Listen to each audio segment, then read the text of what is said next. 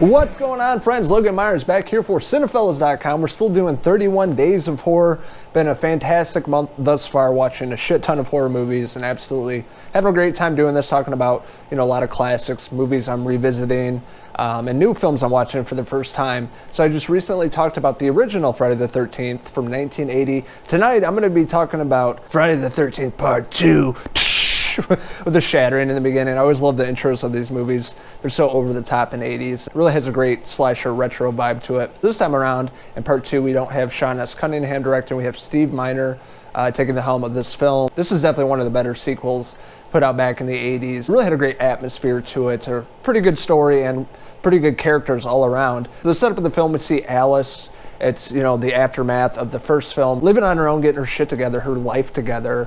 She has longer hair, talking to her parents, living on her own at this point, getting over the past and the traumatic event that she came across. So she's walking around, and it's pretty much the first introduction to Jason Voorhees. She finds a severed head in her fridge, and she's freaking out. She gets stabbed. And they also revisit the first film in the very beginning of part 2, which I don't really care for. I don't think we need to watch that again. I hate how movies do that. They do a recap of the previous film. If you didn't see the first movie, why would you watch part 2? So that didn't make sense to me, but they kind of recap that and the introduction of Alice and the demise of Alice. So fast forward, it's 5 years later since the murders at Camp Crystal Lake, and we're introduced to new counselors, new characters in the film. We have all the, cliche characters, the funny guy, the couple that's always banging throughout the movie, and, the one asshole or sexist guy that's always, sexually harassing the girls, like we had in the first film. So all the, the cliche characters are in this film, but I think the acting's a lot better this time around. But one of the best final girls in all of slasher movies, we have Amy Steele playing Ginny in this film. She's a psychiatrist. She shows up at camp, and she's a really badass. She's really smart and witty. She doesn't take bullshit from anybody. And, her final scene in the film is really fantastic as well. I thought she did a really great job in this movie. It's one of the better final girls in all of the slasher genre. With a film like this, there's going to be a lot of great death scenes. There's a lot of great practical effects. Even though Tom Savini was not involved with this film, there were still really great death scenes, pitchfork. We have Jason Voorhees, in the overalls and flannel, and then he has the burlap sack. I don't know why they wrote the character like that, but it kind of works at the same time. It's funny. It also reminds me of guys I went to high school with, minus the burlap sack, but the overalls and shit. And it was really funny, but it works throughout the film. One of my favorite characters of the film, Mark, he's the guy in the wheelchair, and is probably my favorite death scene in all the Friday the 13th franchise.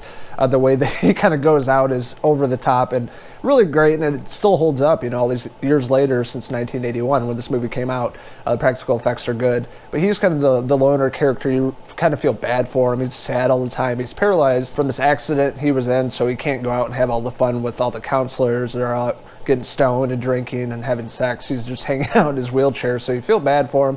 But one of my favorite characters in the movie for sure, next to Ginny, and his death scene is fucking awesome, with the machete, and then he kind of goes down 100 stairs, and you can tell it's a dummy in the movie, but it's definitely one of my favorite death scenes by Jason Voorhees. And other aspects of the film are really great too. We find out that Jason has a cabin in the middle of the woods.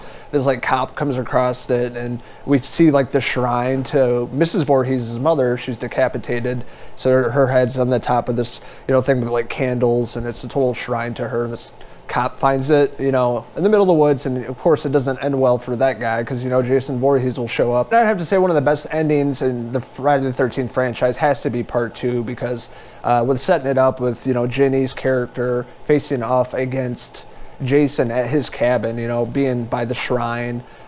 His mother, Mrs. Voorhees' sweater is there, so Ginny kind of puts it on and impersonates Mrs. Voorhees. Ginny is Mrs. Voorhees, so he's kind of listening to her. Jason, mother is talking to you. And probably one of the most comedic sequences in all of the slasher movies is the end of part 2 when we see Jason Voorhees without the burlap sack. He looks like a hillbilly, or a character in Inbred out of The Hills Have Eyes. He breaks through the glass with his hair. He's like, ugh.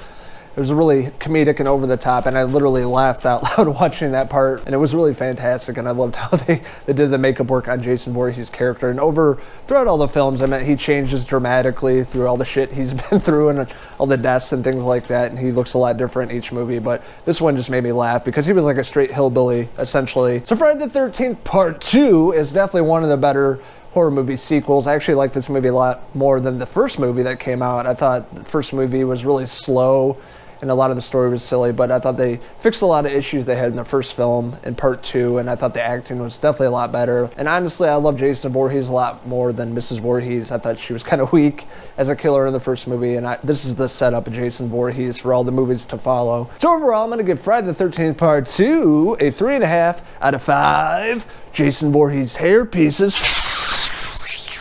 So what did you guys think of Friday the 13th Part 2? What did you like about it? What didn't you like about it? Let us know what your favorite movie is in the Friday the 13th franchise in the comments below. And don't forget to hit subscribe. This is Logan Myerz signing out from Camp Crystal Lake. Until the next horror movie review for 31 Days of Horror. Yeah!